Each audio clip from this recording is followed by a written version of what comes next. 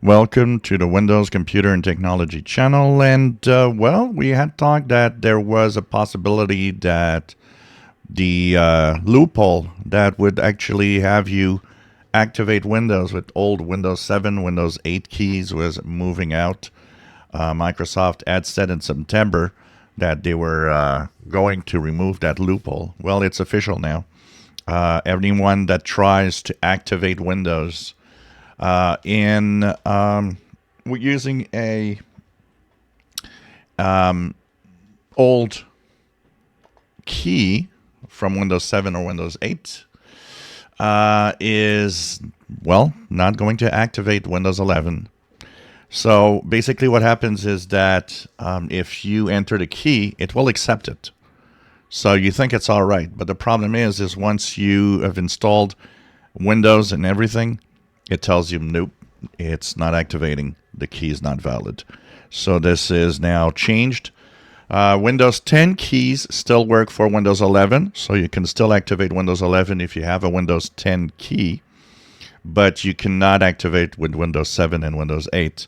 And I got quite a few people in a panic state a little bit because they said, well, I've activated in the past with Windows 7 key and I'm on Windows 11 and it's activated. If I reinstall Windows, does it mean that I'm losing my activation?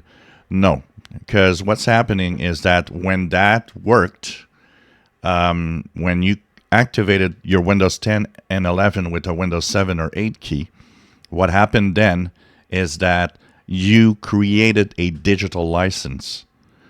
So that digital license is what keeps you activated from now on.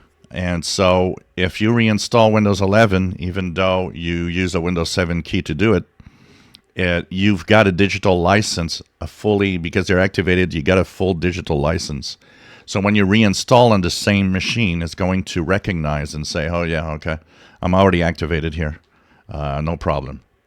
So don't worry if you activated 10 or 11 using old keys. They're going to stay activated thanks to the digital license it created, but you just can't do it anymore from Windows 7 and 8. It's kind of interesting because seeing how Windows 11 is stagnating pretty much, I would have kept the loophole open.